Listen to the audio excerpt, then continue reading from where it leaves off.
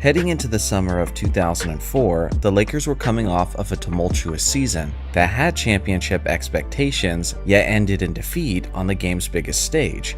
Shaq and Kobe's personal beef had grown sour to the point of no return, and with the diesel aging, the front office found themselves in a position where they had to choose one star or the other.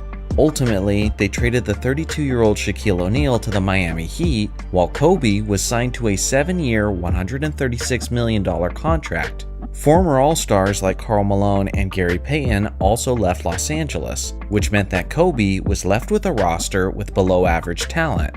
The newly acquired Lamar Odom was the best supporting piece that the Mamba had, and many writers and analysts in Los Angeles were saying that Odom was going to be the Scottie Pippen to Kobe's Michael Jordan. Obviously, those were shoes way too big for him to fill, and the Lakers would struggle out of the gates.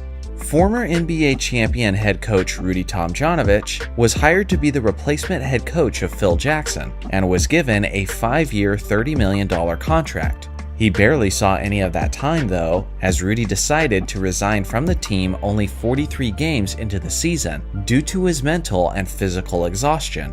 Los Angeles was decent with Rudy as they started the year with a 24-19 record, but they absolutely imploded after he left, as they closed out the rest of the season with a 10-29 record, falling well short of the playoff picture.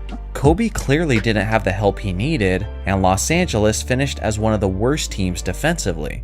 Regardless of the subpar supporting cast, the narrative was now firmly established among the media that Kobe can never win a championship ring without Shaquille O'Neal. Over the next 2 seasons, Kobe started making history on an individual level, as he dropped 81 points in a game against the Raptors, 62 points in 3 quarters versus the Mavericks, and 4 straight 50-point games. The thing is, the supporting cast was still awful, as below-average players like Chris Mihm, Kwame Brown, Luke Walton, and Smush Parker were consistently in the starting rotation.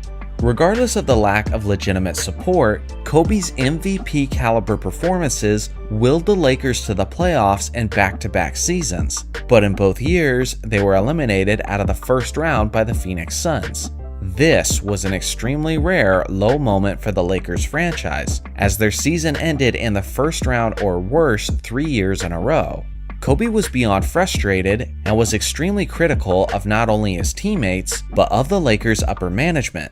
He was completely done carrying the organization on his back, so Bryant then decided to publicly demand a trade. The narrative that he couldn't win without Shaq was now more prominent than ever before, and even Los Angeles locals like Bill Plaschke from the LA Times was preaching this narrative as well. Bill, have the Lakers reached a point of no return with Kobe Bryant? Well, let's see. He's ripped the general manager. He's ripped the owner. He's ripped other players. He's basically ripped the city by saying he don't want to play here. I think they've reached a point of no return. Hello, Lakers, trade him now. It's beyond the point of no return. How much abuse can they take from one guy? And at what point does his value on the court be offset by how much a huge attraction he is off the court, and the fact that even on the court they can't win with him? They've already shown it. They cannot win with him. He doesn't make players around him better. Trade him now. Maybe have a chance to rebuild. The Lakers are about winning. They've never been about selfishness. They've never been about one person. They've always been about a team, about winning. Get rid of him now because you can't win with him. Fortunately for LA fans, the Lakers management didn't take Bill's advice and decided to keep the Mamba against his will. Regardless, a lot of Laker fans were actually on Plaschke's side and was sick of Bryant's drama and displeasure with the organization. So when the Lakers' 07-08 season finally began, the fans let Kobe hear it, and Staples Center was booing Kobe during player introductions. I repeat, the Staples Center crowd in Los Angeles was booing their own superstar, Kobe Bryant, who had helped them win 3 championships up to that point. Kobe went on to score 45 points in that game, but the Lakers still lost to Houston, which basically continued the theme of the previous 3 seasons. The once prestigious Lakers organization was now being seen as a joke of a franchise, as everyone on the team now seemed at odds with each other, and even the fans were at odds with the superstar that they paid to watch. Even though management decided to keep Kobe for now, it only seemed as if it was a matter of time before the Mamba left in free agency when his contract eventually expired. nearly every glimmer of hope within the Lakers organization was immediately dashed to pieces. And another example of this was their young emerging center Andrew Bynum, who suffered a season-ending knee injury against the Grizzlies just 35 games into the year. It appeared as if another depressing conclusion to the season was approaching. Through all the constant tension and drama in Los Angeles, the Lakers managed to start the year with a 29-16 record, good enough for the 5th seed in the Western Conference. Regardless of the fact that they were destined for the playoffs, the feeling among basketball circles remained the same, that Kobe and the Lakers were on their way to an early playoff exit, and the trade demands would heat up yet again. This is when the move finally happened that changed the course of Bryant's career, the Lakers' future, and the history of basketball. Jerry West and Mitch Kupchak of the Lakers front office achieved one of the greatest midseason basketball trades of all time. The Lakers acquired the all-star big man Pau Gasol from the Memphis Grizzlies in exchange for Kwame Brown, Javaris Crittenton, Aaron McKie, and the draft rights to Marc Gasol. This move sent shockwaves throughout the league, as the Lakers went instantly from an expected first-round exit to a contender in the Western Conference. Many people believed this acquisition would lead to great things for Los Angeles, but before everyone was convinced, Gasol had to be seen on the floor with the rest of his new squad. The first impression was about as strong as it could have been. On February 5, 2008, Gasol made his Laker debut in a matchup against the New Jersey Nets. He completely controlled the game with 24 points, 12 rebounds, and 4 assists on 67% shooting.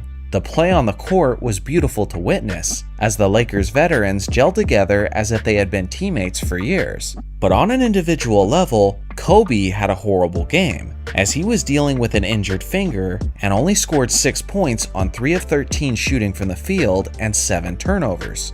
You wouldn't know it though if I hadn't told you, as the Lakers won the game comfortably 105-90. Nobody was happier with the outcome and the state of the team than the player who struggled the most, Kobe Bryant. In the post-game interview, Bryant was asked about his thoughts on his new co-star, and this is what he had to say. Kobe, how nice a feeling is it to know that you can score 6 points and still have a victory come out? You have no idea. Just make the game so much easier. We had some weapons before. Now we just added a huge one to the team, and we get Big Bynum back. There's a God. There is a God. Kobe proclaiming that there is indeed a God indicates that he understood the magnitude of the acquisition. The energy completely changed around the Lakers organization overnight, as the feeling of impending despair shifted to hope and optimism. Obviously, Kobe's stance on his trade request was revisited after Pau was in LA, and when asked if the Gasol acquisition strengthened his desire to stay in LA, Kobe responded with a smirk on his face, saying this. It doesn't hurt. Absolutely not. To say that Pau was pivotal to the Lakers' success from that point on would be a massive understatement.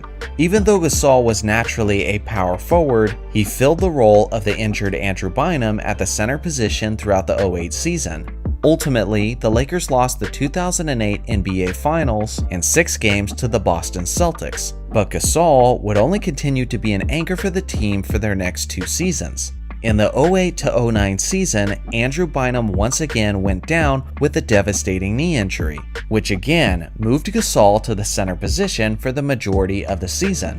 In that postseason, Pau averaged 18 points and 11 rebounds on a remarkably efficient 58% shooting from the field. Next year's playoffs was more of the same, and in the NBA Finals matchup against the Boston Celtics, Pau led all players in rebounds and blocks and was second overall in scoring. In the hard-fought 7th game, Gasol dropped 19 points, 18 rebounds, and 4 assists. Not only was he crucial to winning that decisive game, but many people think he deserved the Finals MVP for his contribution in that series. Thanks to his efforts, the Lakers won the NBA championship in back-to-back seasons. Simply put, if it wasn't for Gasol, Kobe doesn't have any rings without Shaq, forever tarnishing his legacy. If it wasn't for Gasol, the Lakers likely never get out of that awful post-Shaq era, which would have been a huge hit to the Lakers' brand and reputation. This is why the Lakers retired his jersey, because he saved the franchise from the dark depths of mediocrity. and restored the team to the glory that they've become so accustomed to. So now it's your turn.